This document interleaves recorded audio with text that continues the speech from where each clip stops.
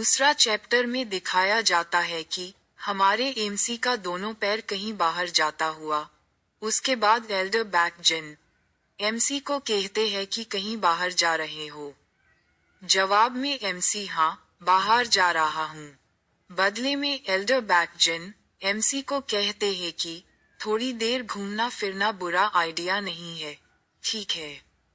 वैसे तुम पिछले हफ्ते बिस्तर पर थे और ठीक से खा भी नहीं पा रहे थे, तो तुम्हें खुद पर ज्यादा जोर नहीं डालना चाहिए। एमसी कहता हाँ समझ गया, और एमसी बाहर एक तालाब के पास जाता है और मुंह धोने लगता है। तालाब में खुद की परछाई देख सोचने लगता है, 7 दिन, हाँ अभी तो सिर्फ 7 दिन हुई है, और मुझे लगता है कि कम से कम 1 साल हो गया है। पिछले 7 दिनों से मैं मेमोरी देख रहा था। मुंह हुई कैसे वो मार्शल आर्ट्स प्रैक्टिस करता था और कैसे माउंट हुआ सेक्ट में अटैक हुआ था और सब कुछ। एमसी खुद को कहता है कि नहीं, ये कितना बेवकूफ है। इतने कमजोर शरीर के साथ उसे सबसे पहले खुद को रखना चाहिए था।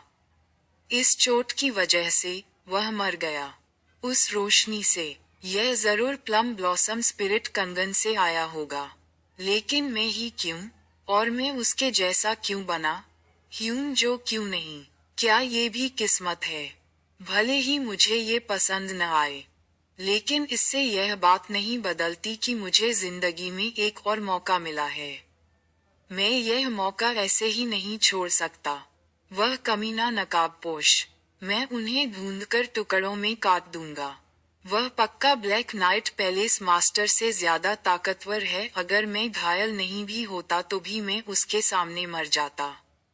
इसका मतलब उसे हराने का कोई भी मौका पाने के लिए मुझे अपने पहले से ज्यादा ताकतवर बनना होगा। ये सोचते सोचते कमरे में दाखिल होता है और याद आता है कि उसके दोस्त ने कहा था प्लीज मेरे चेले का ध्यान रखना। ठीक है कह के चेलों, डरने की कोई बात नहीं, हमें ही माउंट हुआ सेक्ट की रक्षा करनी होगी।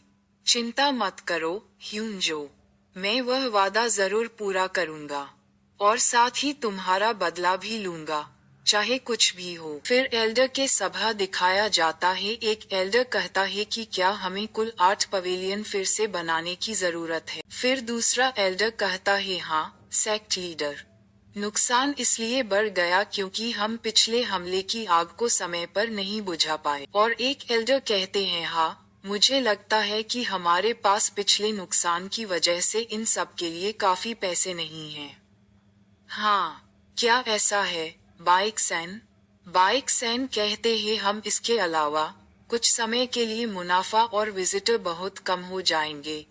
एल्डर बैक्यू कहते हैं हमें ज्यादा खर्च से बचना चाहिए थोड़ी देर के लिए। चलिए सबसे जरूरी पवेलियन से शुरू करते हैं। चेले डिसाइपल्स कैसे ठीक हो रहे हैं बैकजिन? एल्डर बैकजिन कहते हैं हाँ, वे सब ठीक हो रहे हैं। बुरी तरह घायल चेले भी काफी बेहतर हैं, इसलिए चिंता मत करो। एल्डर बैक्यू कहते हैं ठीक है फिर कैसा है एमसी? एल्डर बैकजिन कहते हैं कि उसने असल में मेरी उम्मीद से बेहतर किया। उसके घाव भी काफी ठीक हो गए हैं। वह कल बाहर घूम रहा था। दूसरा एल्डर कहता है हाँ, सच में? अच्छा है अगर वह सच में ठीक हो रहा है, लेकिन कभी कभी उससे पूछते रहना। तुम अच्छी तरह जानते हो कि एमसी कैसा बच्चा था। मुझे चिंता है कि वह शायद ठीक होने का नाटक कर रहा हो। बैकजिन कहते हैं कि मुझे उम्मीद है कि वह इससे ठीक हो जाएगा। अब हम देखते हैं कि हमारा एमसी मार्शल आर्ट्स की बुक पढ़ रहा होता है और सोचता है कि ह्योंजो ने पूछा था कि माउंट हुआ के डिसाइपल के बारे में क्या सोचते हो, और एमसी ने कहा बेकार है। ह्योंजो कहता है हाँ, माउंट हुआ सेक्ट जैसा अभी है, धीरे धीरे कमजोर होता जा रहा है। मुझे फ्यूचर की टेंशन हो रहा है, सेक्ट का क्या होगा। अगर मेरे हाथ में होता मैं पूरी कोशिश करता।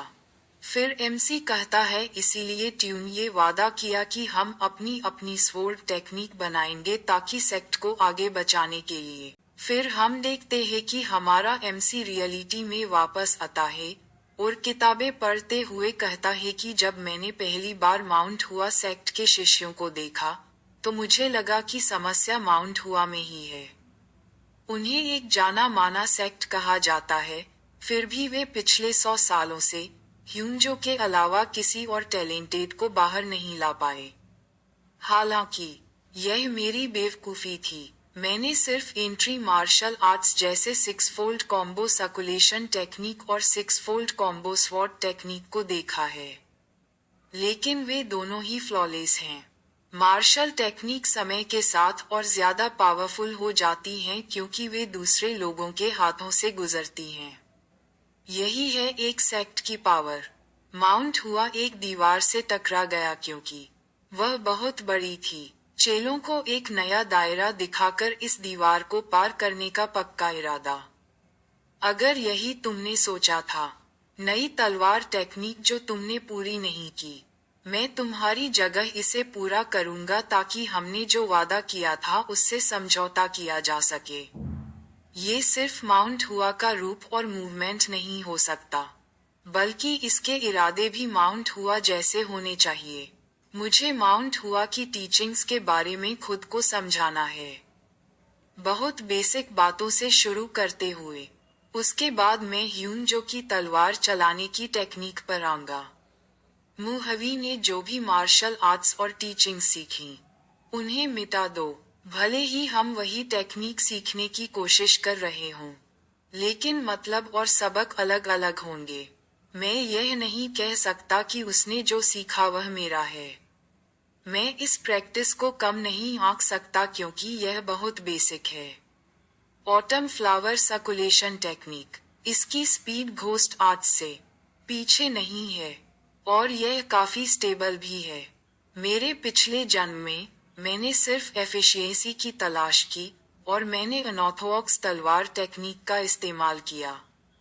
हाँ, माउंट हुआ की तलवार टेक्निक अलग है, तो मैं इन सब से बिल्कुल अलग कुछ सीख सकता हूँ। ये फैंटम तलवारबाज डोकगो हेयोन की जिंदगी का अंत है, जिसे सिर्फ तलवार की परवाह थी। अब से मैं मुँह हुई हूँ।